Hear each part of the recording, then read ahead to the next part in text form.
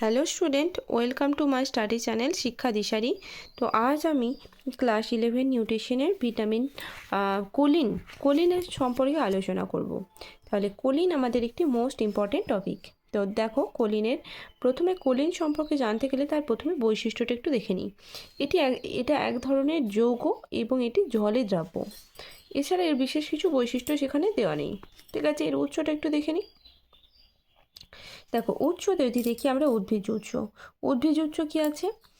Soybean, মটরশুঁটি, গম, ছোলা, চীনাবাদাম, পনির, সূর্যমুখী, বীজ, চাল, মটর, ফুলকপি, বাঁধাকপি, গাজর, আপেল, এগুলো হচ্ছে উদ্ভিজ্জ উৎস। এছাড়া প্রাণীজ উৎস দেখো, ডিম, মাংস, লিভার, মাছ, এগুলো। এই যে প্রাণীজ উৎস: যকৃৎ, মাছ, মাংস, দুধ, ডিমের কুসুম, এবং সর্বশ্রেষ্ঠ উৎস যেটা সবুজ শাকসবজি, যকৃৎ এবং ডিমের কুসুম। ঠিক আছে, তাহলে কোলিনের উৎস সম্পর্কে জানলাম আমরা। এরপর জানবো কোলিনের কাজ। দেখো, প্রথমে 1 নম্বরে কী আছে? লাইপোট্রপিক ক্রিয়া। কোলিন যকৃতে স্নেহদ্রব্য জমা হতে বাধা দেয় এবং যকৃৎ থেকে স্নেহদ্রব্যের অপসারণ ত্বরান্বিত করে। যকৃতে ফসফেটাইডের সংশ্লেষে সাহায্য করে। 2 নম্বর কী আছে? শারীরবৃত্তীয়ভাবে গুরুত্বপূর্ণ কয়েকটি যৌগ লেসিথিন, স্পিগমোমাইলিন, অ্যাসিটাইল কোলিন ইত্যাদি কোলিন থেকে তৈরি হয়।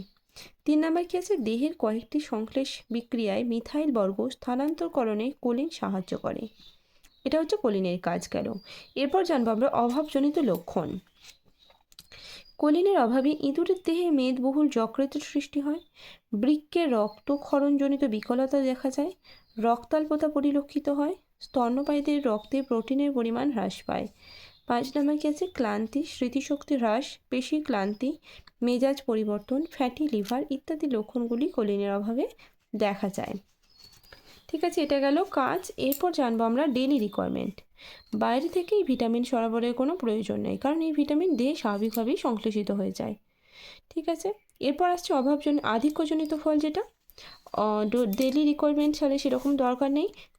আধিক্যজনিত ফল দেখো, কোলিন একটি গুরুত্বপূর্ণ পুষ্টি উপাদান যার আধিক্যজনিত কুফল এবং পার্শ্ব প্রতিক্রিয়া প্রবণতা খুবই কম, তবে খুব বেশি গ্রহণে ডায়রিয়া, বমি বমি ভাব, ক্লান্তি দেখা যেতে পারে। ঠিক আছে, দেখো এখানে কী দিয়ে আছে শখের মধ্যে?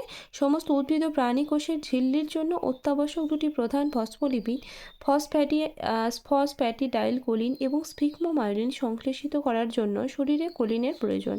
তাহলে কোলিনের প্রয়োজনটা কিসে আছে সেটা এখানে দেওয়া আছে। এছাড়া পেশি নিয়ন্ত্রণ, মস্তিষ্ক ও স্নায়ুতন্ত্রের কাজের জন্য এটি গুরুত্বপূর্ণ। নিউরোট্রান্সমিটার অ্যাসিটাইল কোলিন তৈরি করতে কোলিনের প্রয়োজন হয়।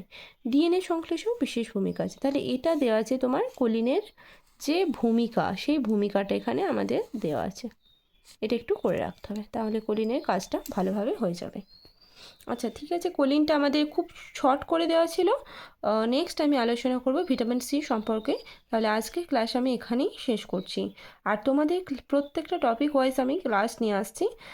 তোমরা যারা এখনও পর্যন্ত আমার ক্লাসটা দেখোনি, তারা অবশ্যই দেখবে এবং তোমরা লাইক করবে। যদি ভালো লাগে তাহলে লাইক করবে এবং বন্ধুদের মধ্যে অবশ্যই শেয়ার করবে। ওকে, তাহলে আজকের ক্লাস আমি এখানেই শেষ করছি। Thank you.